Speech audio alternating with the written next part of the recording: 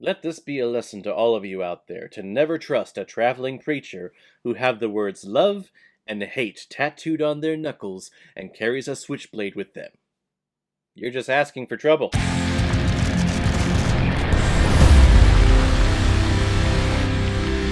The Night of the Hunter, released in 1955 and is directed by Charles Laughton, who only directed this film. After researching, I guess because of the critical and financial failure that this movie was back in 1955, that he never directed a film after that, which is sad. I know he's better known for his acting work, but sometimes you win some, you lose some, and I wish he would have directed more, because I think he had a very keen eye for directing and pictures on screen.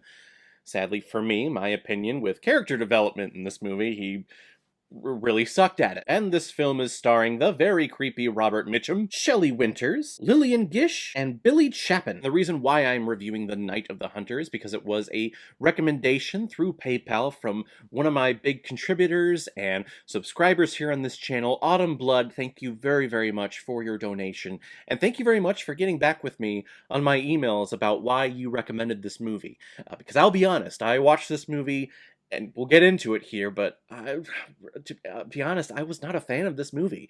But I loved hearing your thoughts as to why you picked this and why you think that this film is a beautiful film, and I totally respect that. Hopefully you can respect my opinions here in the next couple of minutes, but either way, I do really appreciate your donation and your contribution to this channel. I hope that me not liking this movie deters you away from it, but if anyone else out there wants to be like Autumn Blood and help contribute to this channel, you can make a PayPal donation by clicking on the donate button that's on the main page of my YouTube channel right there in the banner. Any size donation will do, and if you really want me to review a movie that you have just in the back of your mind that you really want me to watch, you can attach it with your donation, and if I have access to it, I will watch it, review it, and publish my review of it as quickly as I possibly can for you. The Night of the Hunter is loosely based on the true story of Harry Powell, who was hanged in 1932 for the murder of 2 widows and 3 children, and very similarly, Harry Powell is caught and arrested and thrown in jail for stealing a car for 5 years. However, his cellmate is scheduled to be hanged by the throat because he shot and murdered someone and stole $10,000 in cash. And just before being arrested by the cops, he hid the $10,000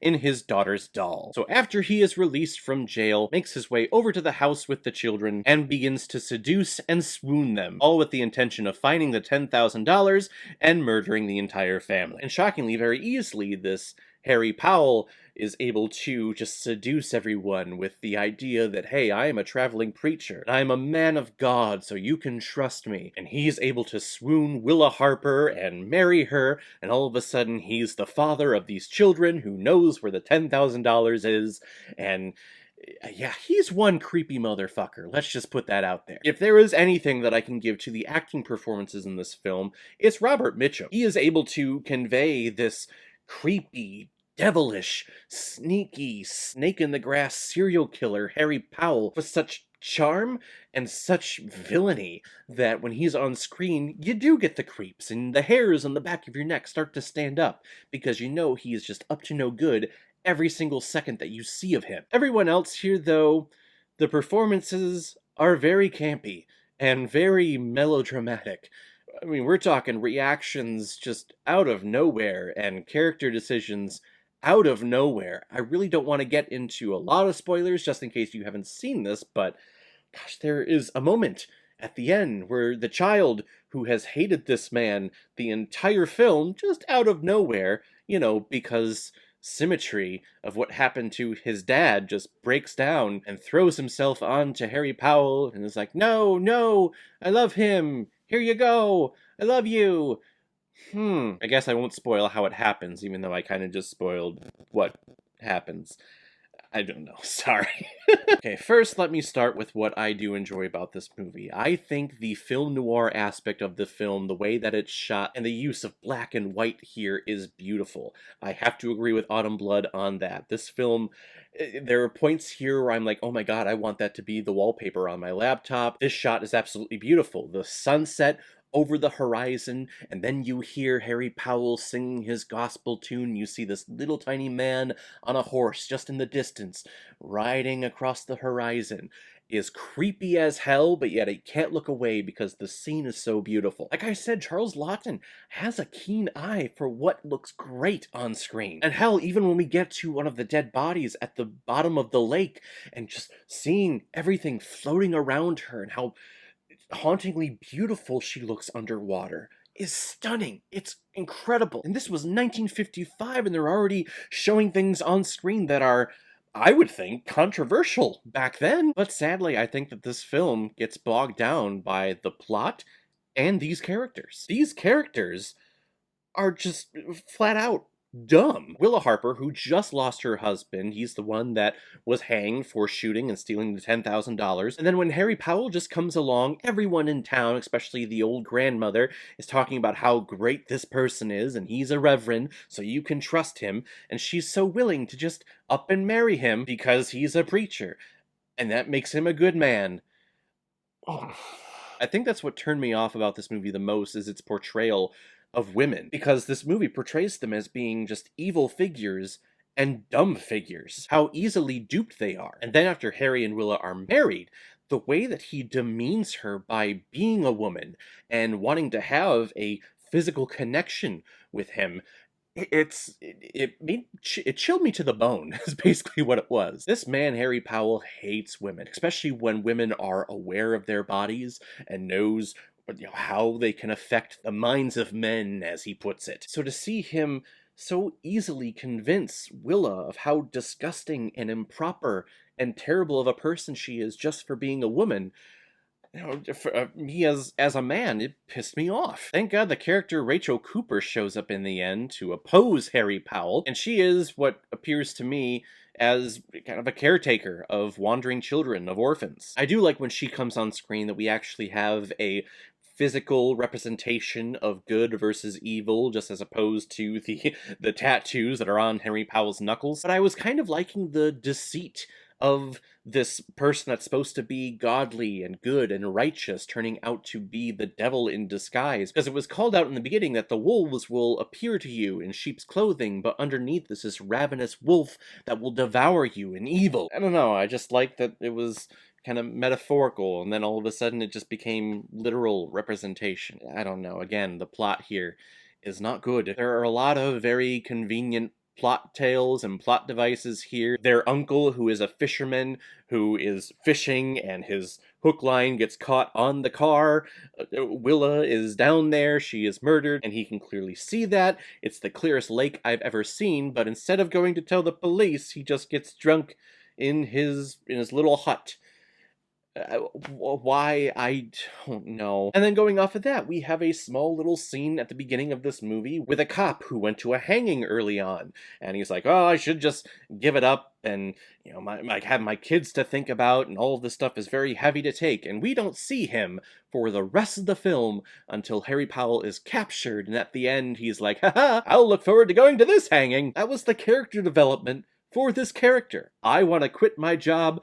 Oh gosh, we caught this very evil doer. Haha, I'll love to watch this guy die. Of course, that was all after this angry lynching mob wanted to take Harry Powell for themselves to kill themselves, even though he was gonna die anyway at the police station. I don't know. This movie is just all over the place. Editing-wise, story-wise, character development-wise. I was just not a fan. I really tried to like this movie, or at least understand where the love for this movie came from. When the movie was originally released, it was critically panned and did not do well financially. It's just been over the years where people have found this newfound love for this movie, and it's hailed as one of the best movies ever created. And it's one of the things that makes me question about being a movie reviewer. I am just not seeing this. Everything that I'm reading up and being told about this film, it's just going over my head. I'm not seeing where this thing is great at all. And maybe it's the product of the time, but there are moments in this movie where it is comically melodramatic and comically overacted when it's supposed to be a serious scene. Take a look.